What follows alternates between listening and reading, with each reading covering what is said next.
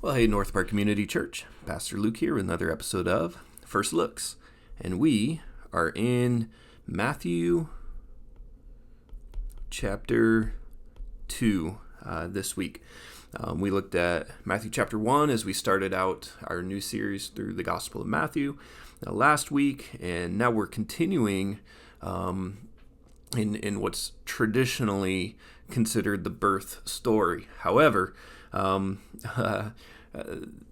to be quite forward, the wise men were not at Jesus' actual birth, but he's still within infancy, no doubt about it. So we are going to be looking at the visit of the wise men, the Magi, and then also Herod's decision to have all the male children 2 and under killed to try to stop this new king from usurping the throne from him. So just real quick as well, our series that we're taking as kind of our theme is the way of the king. And it's kind of a little bit of a double play there, in which we're seeing the way of Jesus, how Jesus went through his life here on earth, but then we're seeing his life as a pattern for all those who will be a part of his kingdom. And so we see the way of the king as the way for us to follow after in kind of that upside down kingdom vision that he sets forth in his life and teaching. So with that, let's go ahead and start looking at the text. Now it says, "Now after Jesus was born in Bethlehem of Judea." So this is after he has been born, and we'll get more context to the timing as well later on. He was born in Bethlehem of Judea. Okay, so there's another Bethlehem as well. This is identifying the one that's just a few miles outside of Jerusalem, and Bethlehem is going to be a really important part of the prophecy that Jesus will fulfill. Remember, the theme is of Matthew, kingdom and king as Messiah. Kingdom and Messiah themes there. So lots of Old Testament citation and allusion in Matthew's gospel. And so Bethlehem is the city of David that King David was born in. And we'll see that there's a messianic prophecy from that will be fulfilled in Jesus here down in verse 6. So it's important that we capture this detail not as just a geographic detail in the story, but as integral to who Jesus is, as the descendant of David, of King David, the one who will fulfill the Davidic covenant from 2 Samuel 7. So we don't want to gloss over that. Now, in the days of Herod the king,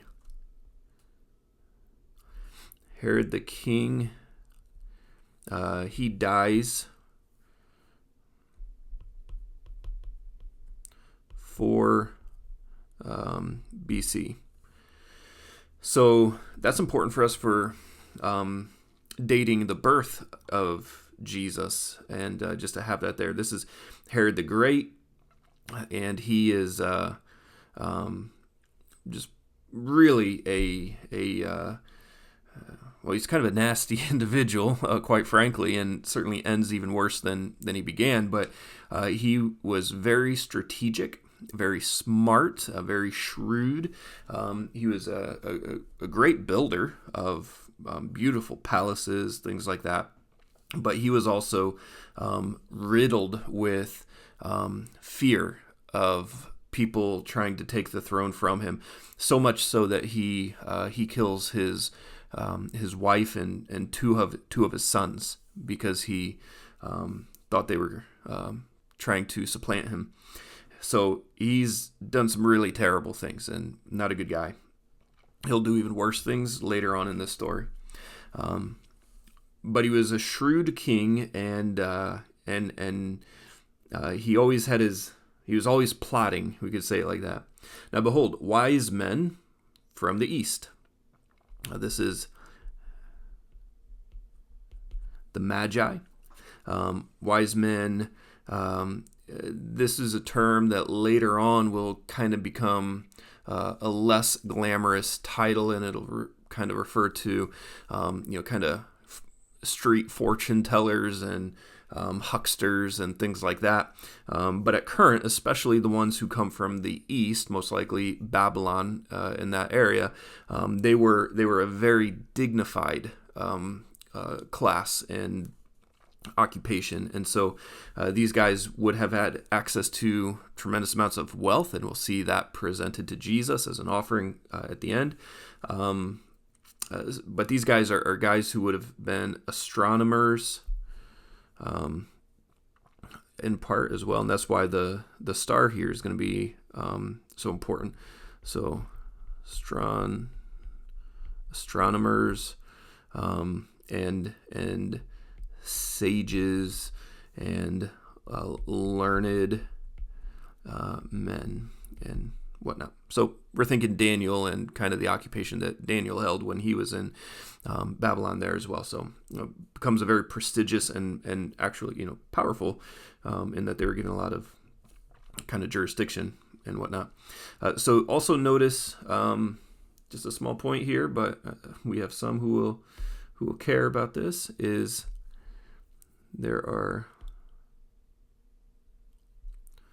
this is plural, and 3 is never mentioned in the story.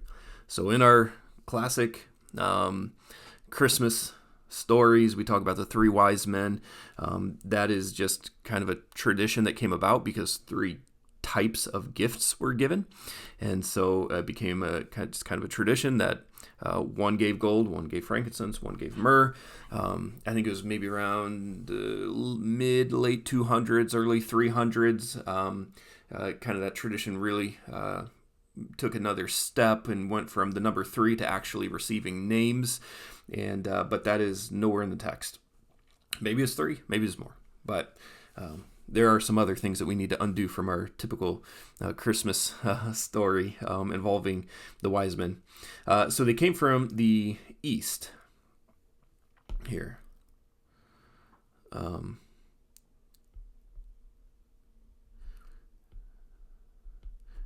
Coming from the east, and that's east of Israel, which more likely is going to be Babylon, something like that, rather than we 3 kings from Orient are.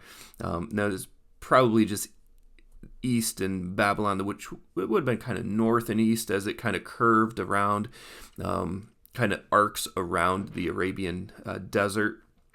And but it certainly would have been considered east. Now, interesting to this is actually our own John Milligan was sharing some of his thoughts on this last Sunday about how he thinks that there was a remnant of Daniel's teachings that carried on and were studied, and so Yahweh and the prophecies of the Old Testament. Now, I actually think that's a very legitimate possibility. What we know for sure is that there was a large Jewish group in Babylon. There were some that never came back from the exile, from the captivity, but they stayed settled there, and so so there's a big Jewish population in Babylon at this time. Certainly, Daniel's writings and things like that would have been something that following Magi would have continued to study and read and things like that, and so it is quite a viable possibility that they were even familiar with the Jewish Old Testament and some of the prophecies there. Now, they came saying, "Where is he who has been born of the King of the Jews?" Okay, so You know what? I'm gonna switch that, and I want to emphasize this a little more.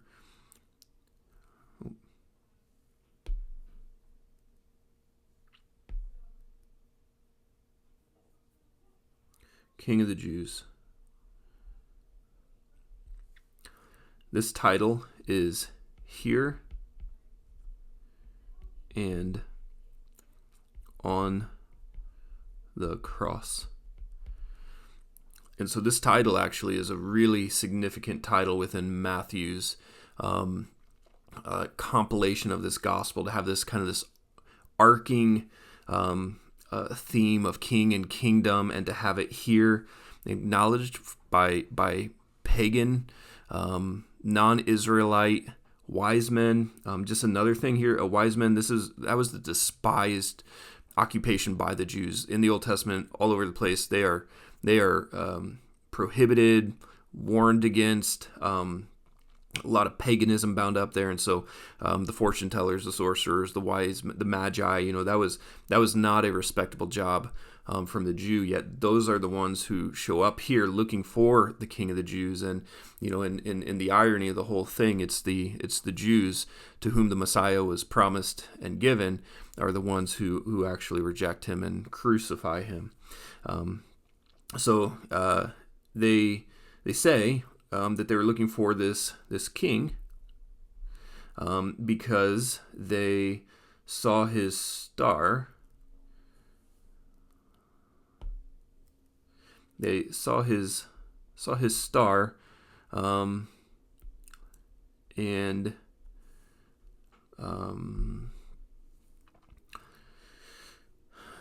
stars and kings being born or dying was very prevalent connection. Now it says that they when it rose, this is the same word for east that we have right here. And so some translations will say, for we saw his star in the east, but it's the same word for sunrise. It's for the direction east. It's for rising in general. And so you do have different translations there. I think it makes more sense to interpret it as rose, because it was a directional purpose that it served. Now there are a couple things that have happened that the astronomers have been able to just figure out, however they figure it out. But they've got Halley's Comet coming, I think it's around like 11 BC. There was a I don't remember quite what it's called, but it's like when two planets kind of align very closely in the sky to make a very big star in appearance, and that happens around 7 BC. And then there was a supernova boom, I think is what it was, around 3 BC. And so we've got some things that are happening around this time. If one of these are what the Magi saw, it's got to definitely be probably 7 BC. 3 BC is after Herod's death, and we know he's still alive. 7 BC still, the 11 BC is that's certainly too early.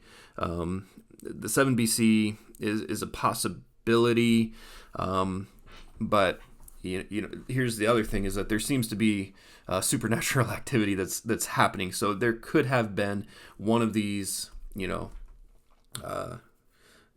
astrological phenomenons that happened, that they saw, that we are aware of, and it could have been just God's divine intervention in it. We can't really say for sure, and that's okay.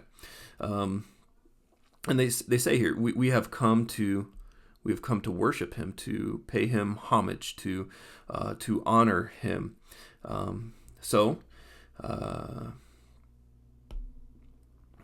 Herod, the king, shrewd, when he hears this, he was troubled. He does not like to hear that. And notice this, all Jerusalem.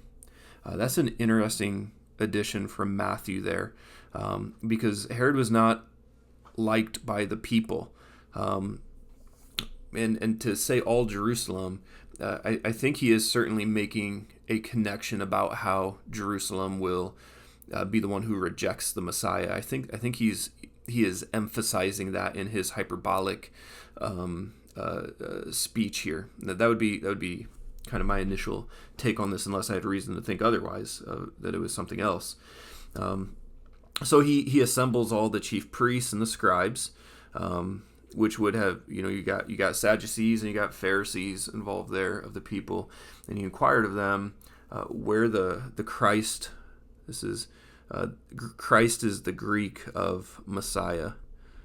Messiah is the Hebrew. Christ is the Greek, and it's the anointed one to come. And they told him, in Bethlehem of Judea, for it is so it is written by the prophet, and you, O Bethlehem, land of Judah,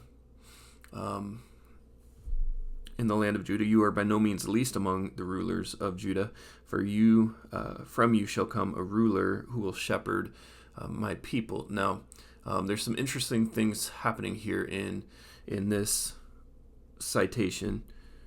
For one, it comes from Micah 5:2, but there have been some amendments to it. In Micah 5:2, it says, it doesn't say land of Judah. It says Bethlehem Ephrathah, which was a designation of which Bethlehem it was. But then at the end, this isn't how it ends. The way it ends is with the use of 2 Samuel 5:2 right here. So he actually blends two quotations, and this is, you will shepherd my people.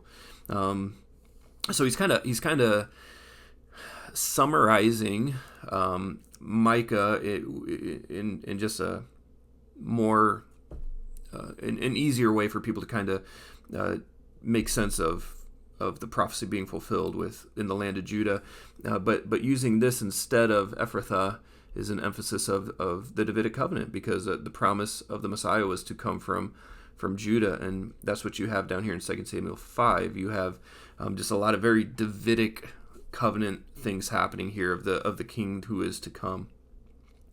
So then Herod summoned the wise men secretly and ascertained from them at what time the star had appeared.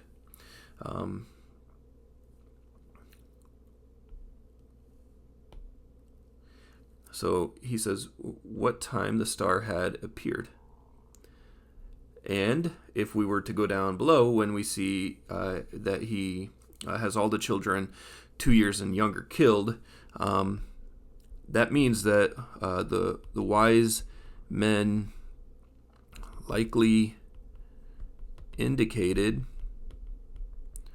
an approximate maybe 1 to 2 years is possible. And that might have been maybe 1 year, maybe 8 months or something like that. Herod may have just been wanting to ensure that he got the one, and so maybe he says just 2 and younger. Whatever his reason was in his mind to go with that, unquestionably Matthew is connecting this to Pharaoh and Pharaoh's killing of the Israelite children in the Exodus story. So either way, he sent them to Bethlehem, told them where it was. It seems to be that he expects that the wise men will divulge where this king is, because he says to them, "Go and search diligently for the child. When you have found him, bring me word that I too may come and worship him." And so this is a lie. But he thinks that it will work. He thinks the Magi will be a reliable source of information for him so that he can go have the child killed. And so after listening to the king, they went on their way. And behold, the star reappears. The star that they had seen, the star that they had seen, that directed them. Notice the star directed them to Israel, but apparently it did not stay there. So they go to Jerusalem, which is the capital and the epicenter of the religious hub, where you can get the answers as to where the king of Israel was to be born. If he's not in the capital, they'll know where he is, but the capital is the sensible place to go. So they go to the capital of Jerusalem when they see the star that directs them, and it so turns out that Herod gets the chief priests and scribes to search the scriptures, and they say it's from Bethlehem is where the Messiah is to come. So Herod gives them the direction to Bethlehem. And as they're on their way, the star reappears when it rose before them, that they had seen when it rose before them. So this is again connecting just back to when they just initially set off on their journey, until it came to rest over the place. So now it's resting. It's where the child was. So now the star is going to lead them to where Jesus is. Now, when they saw the star, they rejoiced exceedingly with great joy, because this is surely the just a big deal that's happening here. This is a divine direction to some great king that has been born. There's no reason to think that they suspected that the child was God himself incarnate, but this is certainly something quite significant. And these magi are aware of it. Going into the house, they came and they saw the child with Mary, his mother, and they fell down and they worshipped him. Again, the irony of pagans being first to acknowledge and worship Jesus.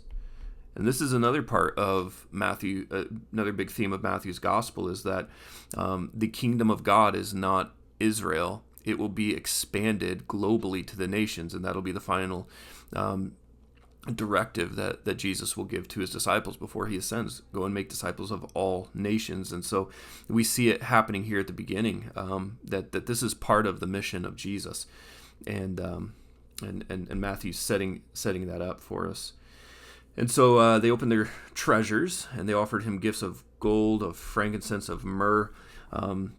There has been a little bit of interpretation on this being, reference to, Jesus's kingship, his deity, and an acknowledgement of his death, and we see that myrrh. We know that myrrh was used for burial and things like that. It happens for Jesus as well. Quite frankly, this was just really expensive, nice stuff. And interestingly, when foreigners come to worship King Solomon, they come with gold and rich spices, which is frankincense and myrrh, and would fall into that category. And that's when the Queen of Sheba comes to see and marvel at King Solomon. And that might be more the intention that Matthew wants to emphasize, is that this was a gift that was given to a king, and it's just an emphasis on the acknowledgement that a king is born here in Israel.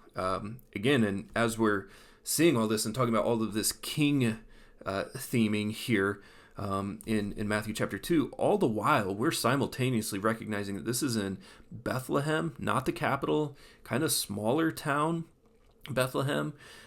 He's born to a teenage, unmarried, poor girl. Like nothing about Jesus screams king. And that's part of what Matthew wants us to see, is that there is a king who's coming, and his kingdom looks different than anything we would ever expect or anticipate. And the way of the king will be an upside down inversion of how kings tend to operate in the world. And so they were warned in a dream not to return to Herod, and so they departed to their own country by another way. And so they get a prophetic dream right there, and so they go a different way. So when they departed, behold, an angel of the Lord appeared to Joseph in a dream and said, "Rise, take the child and his mother to flee to Egypt, and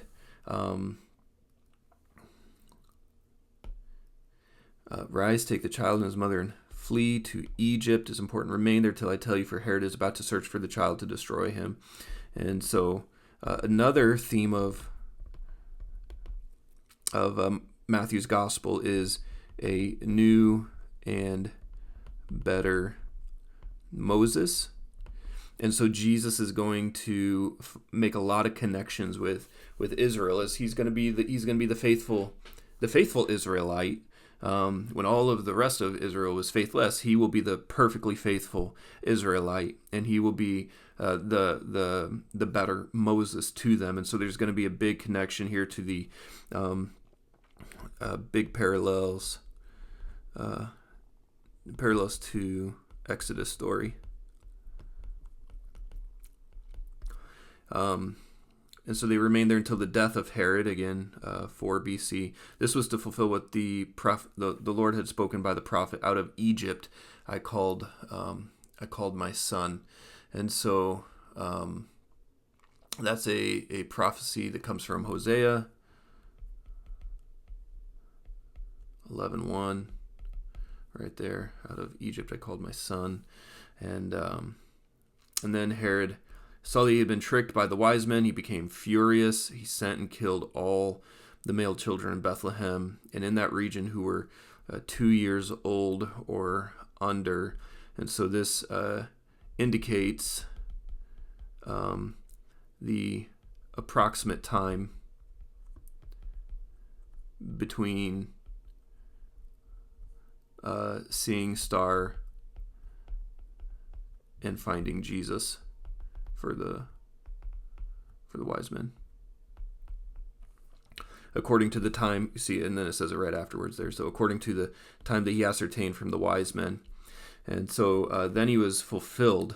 Then was fulfilled what was spoken by the prophet Jeremiah. A voice was heard in Ramah, weeping in a loud lamentation, Rachel weeping for her children. She refused to be comforted because they are no more. And so that comes from Jeremiah 31:15. Right there. And we know Jeremiah was the weeping prophet, and he saw the destruction of Jerusalem, and he prophesied about that. But here we see that there was an even deeper meaning to his prophecy, and in that this would be a part of the birth story of Jesus. So then when Herod died, behold, an angel of the Lord appeared in a dream to Joseph in Egypt, saying, "Rise, take the child and his mother, and go to the land of Israel. For those who sought to kill the child's life are dead." He rose, took the child and his mother, and went to the land of Israel. So returns. But when he heard that Archelaus was reigning over Judea in place of his father Herod, he was afraid to go there. So being warned in a dream, he withdrew to the district of Galilee. And so this is how Jesus will go to Nazareth, which is the small town in the region of Galilee, up on the northern end of Israel. And he went and lived in a city called Nazareth. And so what was spoken by the prophets might be fulfilled, that he would be called a Nazarene right there. And so this is how it all works out. So Bethlehem is, that was kind of home for Joseph. That was his hometown. But because of its proximity being so close to Jerusalem, and with everything that had happened with the killing of the children, he goes to the other end of the country and fulfills the prophecy there. Another one of the prophecies. So we see there's a number of prophecies here, and that's intentional. That's intentional from Matthew. He wants us to see. This shows us in so many ways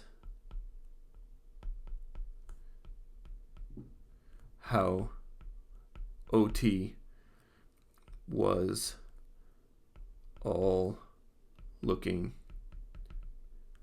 to Jesus right there. So that's it right there. There's a quick overview, and no, it kind of went a little quickly through that, and there's so much more that we could dive into, and because it's a larger section for sure, taking the whole chapter here. But what I think is really significant for us to kind of grab onto, and I think what will probably be the direction of my sermon will be there are two stories of responding to Jesus. There are the pagan wise men who worship, and then there's the Jewish king Herod, who rejects Jesus. And right there, I think you're going to see how this all fits together for the purpose of one message, even though it's a lot of text, coming in at about 23 verses in the ESV here. There's really a singular preaching point for us of everything depends on how we respond to this baby who was born in Bethlehem. Because this baby who was born is the King of the universe, God incarnate, the Savior of the world, and everything hangs on who we understand him to be and how we choose to respond to who he is. And that'll preach. So that's the direction I think we're going with this, and I'm excited to preach it. This is just, I think I'm just really going to enjoy this series in Matthew, and I hope you're blessed by it as well. So with that, I would appreciate your prayers, and I look forward to seeing you on Sunday, church. God bless.